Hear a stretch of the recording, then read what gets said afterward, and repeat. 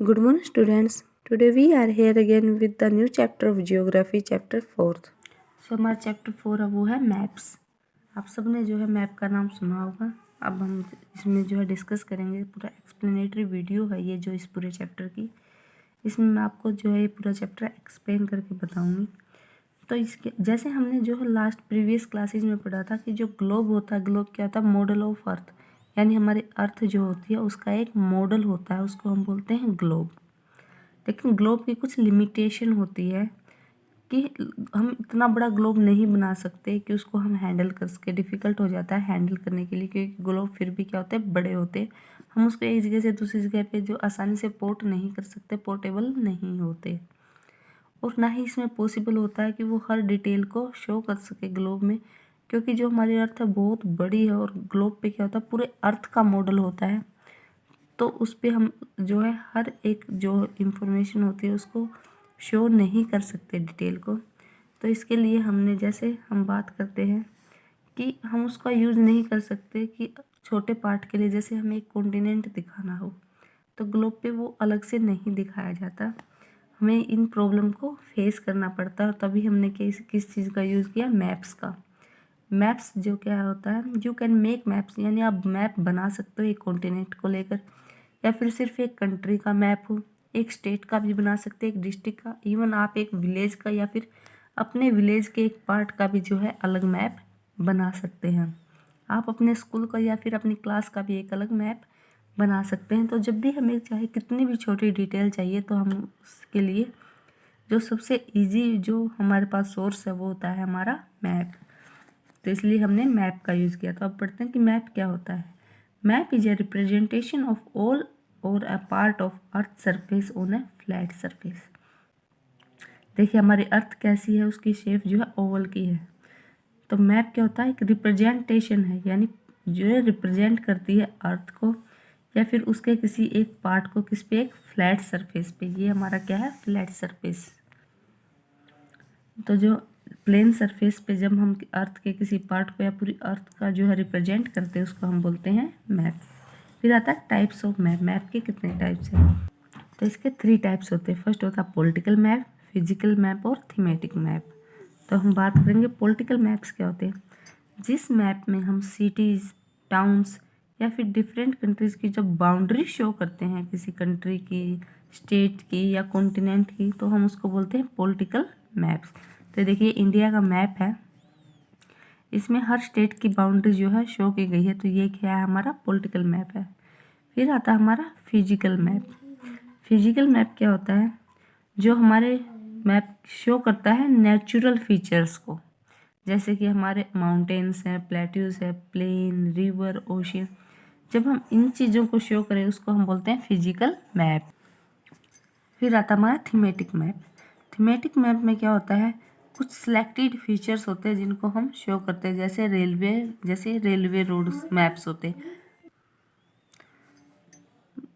तो जब किसी हम पर्टिकुलर टॉपिक के बारे में बात करते हैं तो उसको हम बोलते हैं मैप्स।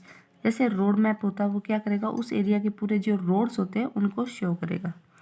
या फिर सिर्फ फॉरेस्ट का मैप होता है। तो जब भी किसी एक पर्टिकुलर जो सिलेक्टेड फीचर्स को ही हम शो करते हैं तो उसको हम बोलते हैं थीमेटिक, यानी उस मैप का एक थीम होता है कि वो फॉरेस्ट को शो कर रहा है, इंडस्ट्रीज़ को शो कर रहा है, या फिर जहाँ पे मिनरल्स पाए जाते हैं उन जगह को, या फिर अलग अलग स्टेट में जो बता दे कि क्रॉप्स को शो कर रहा है, तो उसको हम बोलते हैं थीमेटिक मैप्स। फिर आती है हमारी colour scheme of maps. Maps में जो है क्या होते हैं? कलर्स किए जाते हैं, कलर से शो की जाते हैं उनके फीचर्स को।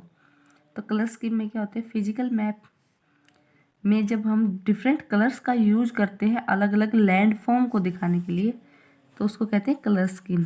तो जनरली हमारी कलर स्कीम क्या होती है कि जो माउंटेन्स होते हैं उसको हम डार्क ब्राउन कलर से शो करते हैं, और जो प्लेट्यू और हिल्स, यानी कम हाइट वाली हिल्स और प्लेट्यूज होते हैं उनको हम शो करते हैं लाइट ब्राउन कलर से। देखिए इसमें आपको इस पिक्चर में दिखाया भी गया है। और उस लाइट ब्राउन से करते हैं या फिर येलो से उसको शो करते हैं। जो प्लेन्स एरिया होते हैं उसको हम शो करते हैं ग्रीन कलर से।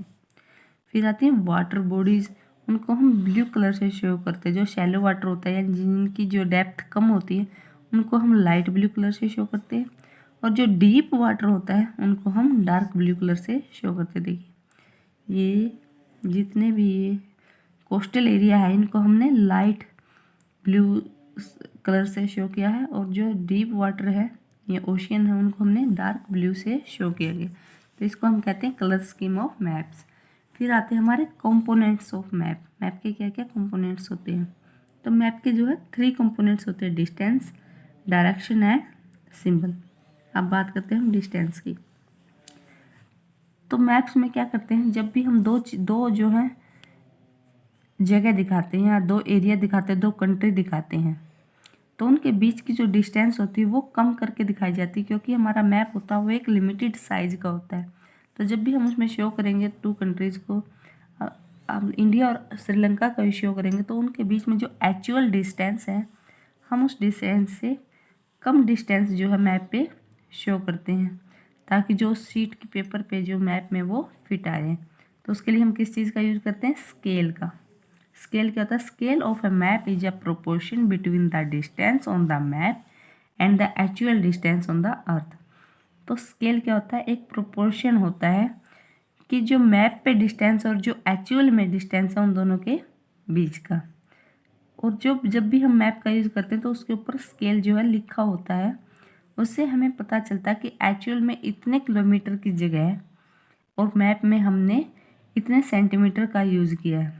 जैसे कोई भी डिस्टेंस आपके घर से वो 4 किलोमीटर की है, और जब भी आप उसका एक मैप शो करेंगे तो उसमें उसको किस चीज़ से रिप्रेजेंट करेंगे? 4 किलोमीटर को 2 सेंटीमीटर से। तो 1 सेंटीमीटर हमने कितने के इक्वल ले लिया? 2 सेंटीमीटर।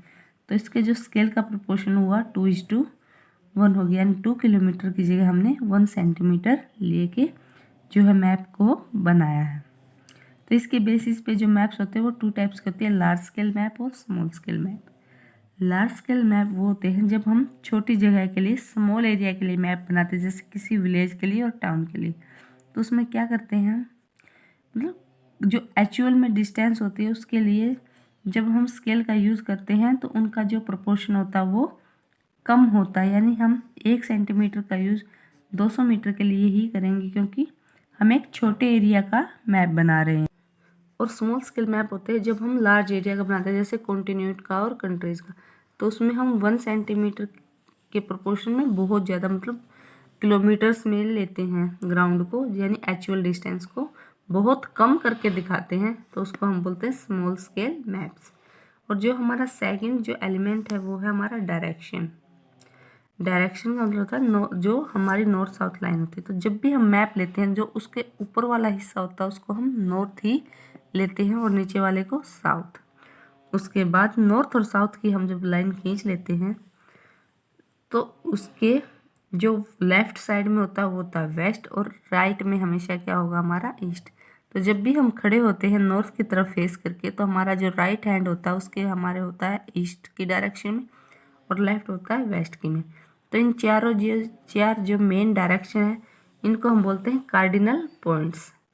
और इनके अलावा इनके बीच में 4 जो है वो सब डायरेक्शन होती है, उनको हम बोलते हैं इंटरमीडिएट डायरेक्शन। जैसे नॉर्थ और वेस्ट के बीच में होती है हमारी नॉर्थ वेस्ट, वेस्ट और साउथ के बीच में होती है south west, south east, north east. तो 4 हमारी कार्डिनल जो डायरेक्शन पॉइंट्स होते हैं और 4 ही हमारे इंटरमीडिएट डायरेक्शन होते हैं। इसके लिए हम कंपास का भी यूज़ करते हैं, जिसमें एक नीडल होती है जो हमेशा शो करती है नॉर्थ और साउथ की डायरेक्शन को। तो जो मैप का स्केल होता है और डायरेक्शन होती है इनका हम यूज़ करके किसी भी प्लेस को जो है इजीली लोकेट कर पाते हैं मैप पे, कि भाई ये प्लेस जो है वो इस डायरेक्शन में है और इतने इसकी जो है डिस्टेंस इतनी है। तो जब भी 2 जो प्लेसेस होते हैं उनकी डिस्टेंस देखनी हो, एक्चुअल डिस्टेंस फाइंड आउट करनी हो, तो हमें उसके लिए हमें उसके लिए नीड किस चीज़ की होती है? मैप के स्केल का पता होना चाहिए हमें, और मैप की डायरेक्शन का पता होना चाहिए। नीचे आपको एक एग्जांपल दिया, आप इसको पढ़ेंगे तो आपको ये अच्छे से जो है समझ आएगा। So students, the remaining part of this chapter we will discuss in our next video. Thank you.